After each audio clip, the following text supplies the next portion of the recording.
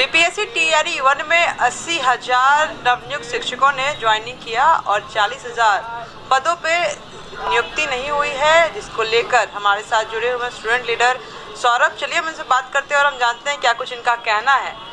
80,000 पदों पे नवनियुक्त शिक्षकों ने बहाली ली है और 40,000 वैकेंट है, तो क्या कहेंगे, क्या कुछ हो रहा है? देखिए, सबसे पहले आपके चैनल के माध्यम से हम बीपीएससी चेयरमैन अतुल प्रसाद जी से आग्रह करते हैं कि अभी जो सूचनाएं मिली हैं कि लगभग 80,000 लोगों ने योगदान दिया है, तो सीधी बात है कि 1,20,000 जो पदों पर जो वैकेंसी की बात आप कर रहे हैं, नियुक्ति की बात, उसमें 40,000 पद अभी भी खाली हैं। और लगातार इसके लिए हम लोग आंदोलन भी किए थे, 4 दिन गर्दनीबाग धरना स्थल पर बैठे थे कि जो भी कैटेगरी के लोग हैं, चाहे पीजीटी हो, चाहे टीआरई हो, चाहे टीजीटी हो, सब में 1 to 5 से लेकर 11-12 तक सब में पद और विभिन्न वर्गों के लोग, चाहे एससी हो, जनरल हो, ओबीसी हो, महिलाएं हो, और सभी संवर्ग की इंतजार कर रहे हैं कि उनका कट ऑफ या तो पार है या उतना ही कट ऑफ है। अगर उनकी इच्छाएं हैं कि वो नौकरी करें और सेकेंड मिड लिस्ट की लगातार मांग कर रहे हैं, तो हम आपके चैनल के माध्यम से उनको एक आग्रह करते हैं कि जो भी डाटा है उसको आप बचाइए नहीं। सेकेंड मिड लिस्ट की जो है सप्लीमेंट्री है तो वो 30 तक जारी कर दे। अगर जारी नहीं करते हैं हम लोग तो 30 के बाद हम लोग का फिर एक जत्था जो है आंदोलन के लिए मजबूर होगा।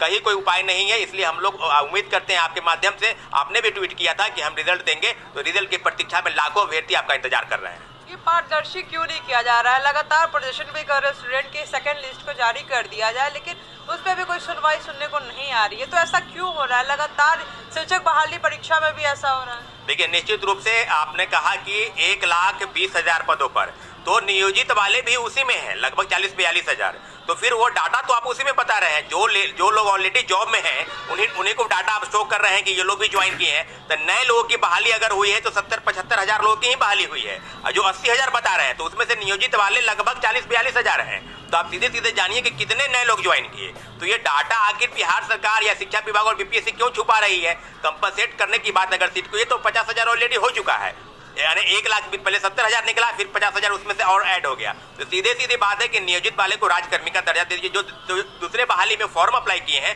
कम से कम उससे बच जाएंगे, और नए लोगों को नौकरी का जो अवसर है वो उनके हाथ में आ जाएगा। परंतु नियोजित वाले सभी फॉर्म अप्लाई करा लिए हैं, और लगातार हम डिमांड कर रहे हैं कि आप डोमिसाइल नीति को है समाप्त कीजिए। डोमिसाइल नीति पर भी राज्य सरकार कोई निर्णय नहीं ले पाई है। राजकर्मी का दर्जा उनको देना है, कैबिनेट की मंजूरी भी नहीं पाई। तो सारी चीजों पर राज्य सरकार निर्णय नहीं ले पा रही है, जिससे अभ्यर्थियों के मन में काफी गुस्सा और रोष है। और सारी मांगों को लेकर, चाहे नियोजित शिक्षकों का मामला हो, चाहे राजकर्मी का दर्जा देने का मामला हो, चाहे सेकेंड मेरिट लिस्ट के हो, और सीटीटी के मामले में हम लोगों ने केस दायर कर दिया है। तो सारी चीजों पर राज्य सरकार फैसला नहीं ले पा रही है, जिसका खामियाजा हम छात्रों को भुगतना पड़ रहा है। 30 तारीख तक अगर कुछ सुनवाई नहीं हुई तो क्या करेंगे? 30 तारीख तक हम इसको लेकर 4 दिन धरना पर भी हम लोग बैठे थे, हमारे साथी लोग, और लगातार हम डिमांड कर रहे थे। अगर 30 तक रिजल्ट नहीं निकलता है, क्योंकि जैसे ही दूसरी बहाली हो जाएगी 7 दिसंबर से शुरू होगी परीक्षा, उसके पहले इनको हर हाल में रिजल्ट निकालना होगा। अगर नहीं निकालते हैं 30 तक रिजल्ट, तो आप 1 तारीख से देखेंगे कि हम लोग का पूरा विरोध सड़कों पर होगा। हम लोग धरना प्रदर्शन नहीं करेंगे, हम लोग पूरे विरोध के साथ बीपीएससी ऑफिस का घेराव करेंगे या शिक्षा विभाग का घेराव करेंगे। बिल्कुल, तो साफ तौर पे आपने सुन लिया क्या कुछ इनका कहना है। 30 तारीख तक ये लोग इंतजार करेंगे। अगर कुछ परिणाम निकल के सामने नहीं आता है तो 1 तारीख से ये लोग महाधरना देंगे और विरोध करेंगे। तो देखना लाजमी रहेगा कि इनकी बात सुनी जाती है या नहीं। बने रहे कोशिश न्यूज़। छात्र नेता सौरभ कुमार ने स्पष्ट रूप से ये बात कह दी है कि भाई 40,000 से अधिक सीटें खाली है और आपको रिजल्ट जो है वो देना होगा 40,000 सीटों पे। तो स्पष्ट रूप से ये बात आ रही है कि 40,000 सीटों पर जो है वो रिजल्ट देना होगा।